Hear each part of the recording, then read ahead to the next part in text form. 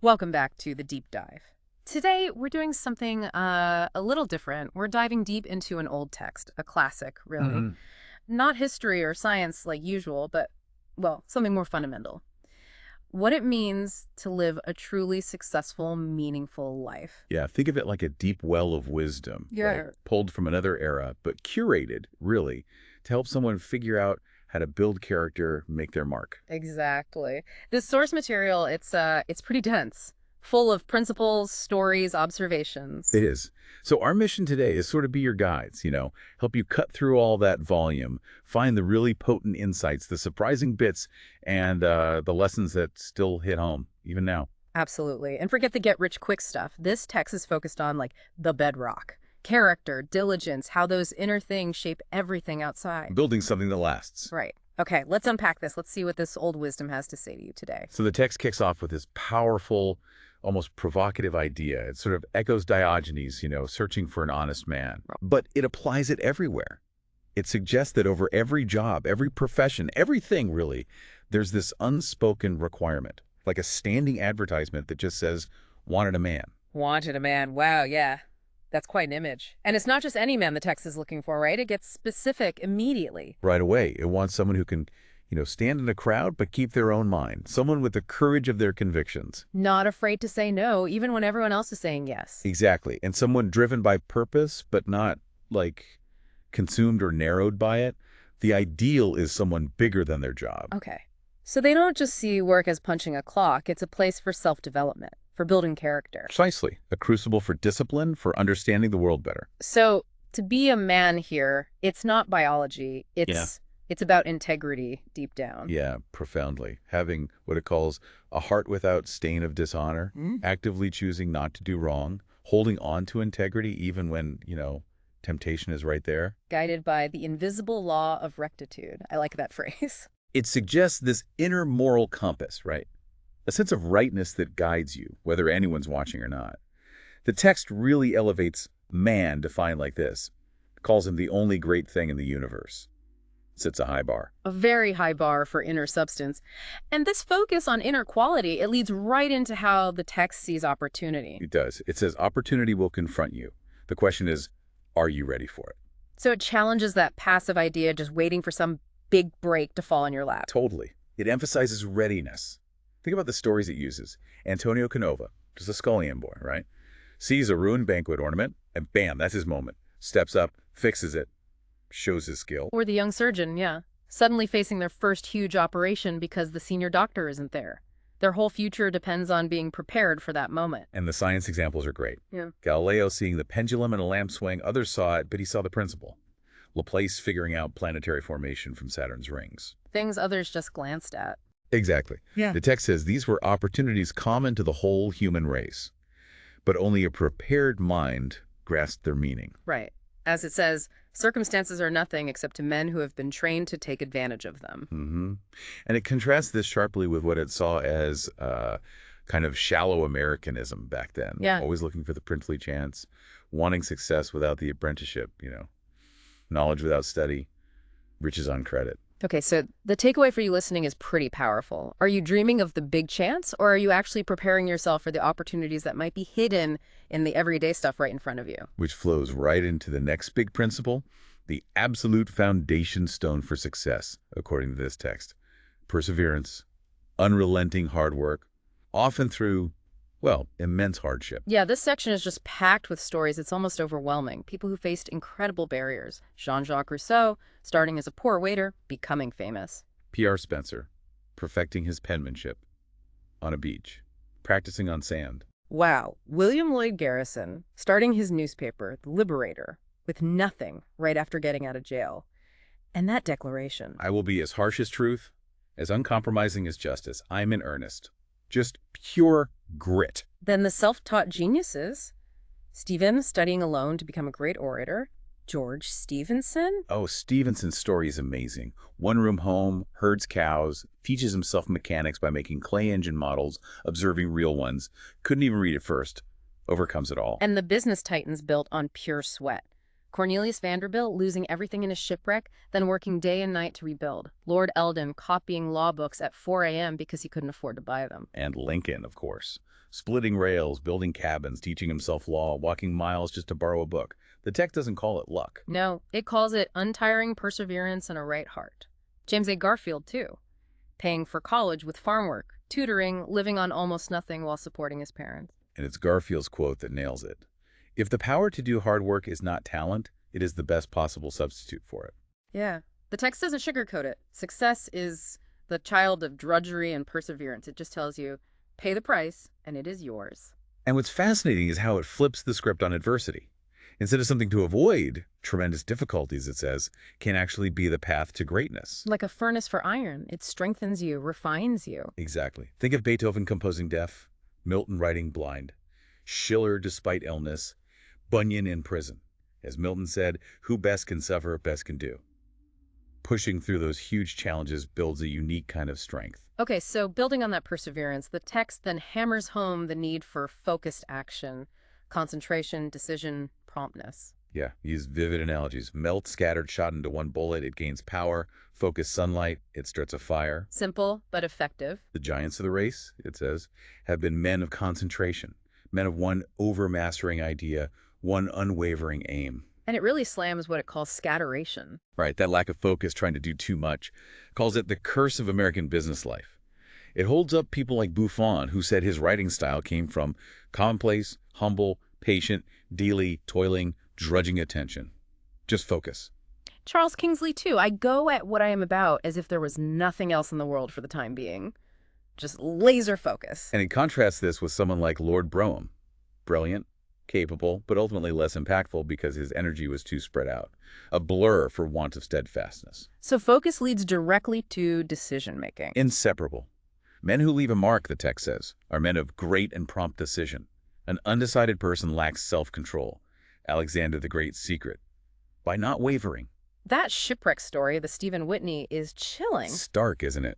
Those who leaped immediately, decisively onto the cliff, saved.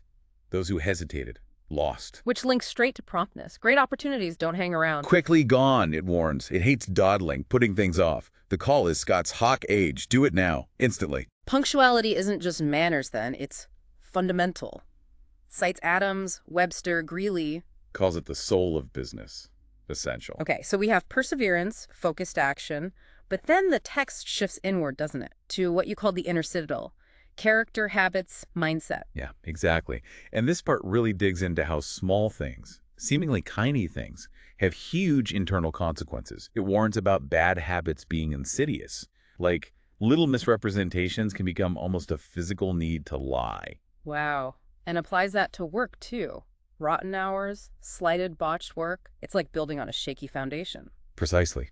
Doesn't matter how grand the rest is, if the foundation's weak, the whole thing eventually topples. Carelessness, inaccuracy pinpointed as root causes of failure. From clerks messing up accounts to big disasters, bridges collapsing, buildings falling, often traced back to carelessness, cutting corners. Yeah, and there's a stark warning that just having a slovenly habit, a lack of care in your work or life, can thwart absolutely one's life purpose. It even notes how quickly someone can deteriorate if they're surrounded by carelessness. Which really underlines the importance of self-respect in your work. Insisting on your best. Right. Never accepting the lowest or second best. Why? Because perfect work harmonizes with the very principles of our being. There's an internal satisfaction, a rightness to doing things well. And the link between habits and destiny is direct. Sow an act, reap a habit. Sow a habit, reap a character. Good habits need work, but bad ones just seem to pop up on their own, unaided and untrained. The text is pretty blunt about destructive habits, too. Dissipation, self-indulgence, weakening character. It's particularly harsh on smoking. Very harsh. Describes negative effects vividly, calls it uncrowding the mind. And it addresses impurity, especially in youth, saying it stains character, destroys moral fiber. That phrase, educated rascality is sharp. Intelligence doesn't excuse a lack of integrity. No. The antidote offered is simple. Purity is strength. Then it shifts from those negatives to the power of the mind itself. Self-suggestion, our internal state. Right. Worry and fear are called an unmitigated curse. Fear strangles originality, daring, boldness. It kills individuality, an internal enemy. And the solution sounds surprisingly modern. Active mental management, like consciously putting pleasant thoughts to bed, shutting off work stress, clearing your mind of grudges before sleep. Taking control of your thoughts. Yes. And applying that positivity to success. Thinking prosperity, believing a poverty-stricken mental attitude actually closes doors. So we must think prosperity before we can come to it. It's like tuning into a positive frequency. Kind of, framing it as tapping into a great supply, which leads to this strong call for self-affirmation. Yeah, telling you to stoutly assert that there is a place for you. Train yourself to expect great things. Stoutly, constantly, everlastingly affirm that you will become what your ambitions indicate. It even gives an example of someone using self-talk to build stamina. It's about actively cultivating that internal belief in your own potential, your godlike qualities, as it puts it. Okay, powerful stuff on the inside. But then it moves outward, looking at how we connect with others, learn from the world. Manners, personality, education by absorption. Right. Charm of personality is called a divine gift, a tremendous asset, maybe more valuable than formal learning. It attracts, never repels. The anecdotes there are great. Simple courtesy having huge impact. The woman trusting the accused man just based on his deportment. Madame Recamier's charm making people forget there wasn't much food. Small acts of grace. King Edward fixing a mistake subtly. Lowell speaking Italian to an organ grinder. The young lady apologizing to the beggar boy. Mr. Butler reopening his shop for one spool of thread. These aren't just niceties, they build real connection. Exactly. They reveal character. And appearance matters too, quoting Shakespeare. The apparel oft proclaims the man, affects how others see you and how you see yourself. Buffon even changed clothes to change his thinking. Interesting. And conversation, a perpetual school. Yeah. Discovers abilities, stimulates thought, builds confidence. But critically, it emphasizes listening, entering into other people's interests. Not just business, business, business. The woman who charmed everyone just by drawing them out. Simple but effective. Then there's education by absorption. Learning from the world is a great university. From observation like Galileo or Ruskin, seeing things others missed. From interacting with people constantly. And, crucially, from reading. But selective reading. Right, a few books well read. Infinitely better than skimming many. It contrasts bad reading with good. Quoting Orison, a collection of books is a university. But it's not just reading words. Thinking makes it yours. John Locke's point. You need intense concentration to really absorb and integrate what you read, not just let it wash over you. And practically protect your time for that. Avoid time thief callers. Yeah, create the space to actually learn and process. It's active, not passive. Okay. Then it touches briefly on family, home as a school of good manners. And that section on raising kids feels, parts of it, surprisingly modern. Don't discourage or ridicule leaves ugly scars. Instead, use appreciation, encouragement, a great tonic. Let kids be kids. Have fun. Avoid fear. Don't just sedate them. Build self-reliance early. Right. And the influence of mothers is presented as, well, monumental, shaping health, mind, character, making heroic efforts for their kids' education, with a strong warning not to take it for granted. Value that relationship. There's that slightly dated bit about married women needing to keep growing mentally. Yeah, reflects its time, but the underlying point is about intellectual partnership, not just being an ornament. Keep growing together. And thrift comes up again, not just saving money, but saving the person. Exactly. Building character, avoiding indulgence. It fosters independence, self-reliance, protesting against wasting resources on trivial things, putting emphasis on the wrong thing. Which loops back perfectly to that theme running through the whole text. This huge significance of trifles, of little things. Yeah, quoting Wendell Phillips, it is but the littleness of man that sees no greatness in trifles. And it just hammers this home with examples. An acorn holds a forest, a pebble turns a river, a little sin grows. The turning of a sentence deciding fates. A stinging remark lost forever. Small observations sparking huge discoveries, Cuvier and the bone, Captain Brown and the spiderweb. Seemingly random chance altering history, Moses' cry, the bird saving Muhammad, birds may be changing where Columbus landed. The classic horseshoe nail story, losing everything for want of a tiny detail. A single remark inspiring a whole book. A hymn sparking Gibbon's massive history. Byron's line about a drop of ink making thousands think. And this applies directly to work and character again. David Madel obsessing over perfecting his hammers. Right. The foundation must be solid. If you slip carelessness, rotten hours into the foundation, the text insists, your superstructure will topple. The message is so direct. The quality which you put into your work will determine the quality of your life. How you do the small things is how you do the big things. Hmm. Which finally brings us full circle, back to wealth and happiness, but seen through this whole lens of character and effort. It contrasts material wealth, that image of the skeleton clutching gold, with real, internal wealth. He is rich or poor according to what he is, not according to what he has. That's the core of it. Yeah. True richness is in health, cheerfulness, a good disposition, family, friends. People like Raphael or Henry Olson rich in those things. These qualities are passports everywhere. They bring light, sunshine, and joy. And true happiness, you don't chase it directly. That's a silly business. Right. It lives in a contented mind, a pure heart. Loves simplicity, flees pretense. It abides in principle, permanency. It really critiques that grasping, greedy, money-chasing life. Says it just leads to disappointment. Money can't buy affection. Sacrificing everything for dollars won't bring happiness later. It's a delusion. And then the pivot. It is only in giving, in helping, that we find our quest. Fulfillment comes from contribution, from looking outward. Happiness is presented as a habit, too, something you cultivate. Yeah, as necessary as work or honesty. And the best investment.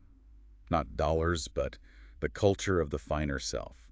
Developing your sense of beauty, the sublime, the truth. Put beauty into your life at every opportunity, and that beauty comes from within, from a lovely character. That's the ultimate source, according to the text. Wow. We've covered a huge amount of ground there, drawing from this single rich source. We have.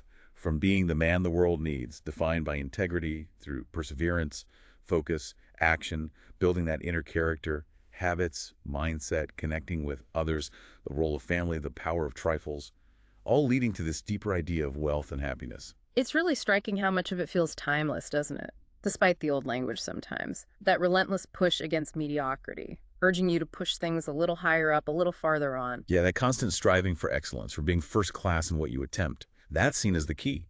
And leaves us with that really potent idea that ties it all together. The only inferiority in us is what we put into ourselves. Whoa. Yeah, that just puts it all back on you, doesn't it? Our limits aren't external, they're internal. It's up to you what you cultivate inside. So after this deep dive, what's the one thing that really stands out to you? What insight are you going to carry forward? Something to reflect on, definitely. This text, really, it's a kind of blueprint. A reminder that building a remarkable life isn't about waiting for luck. It's about consistent effort, integrity, and having a clear vision of the person you are determined to become, built from the inside out. A powerful thought to end on. Until next time, keep diving deep.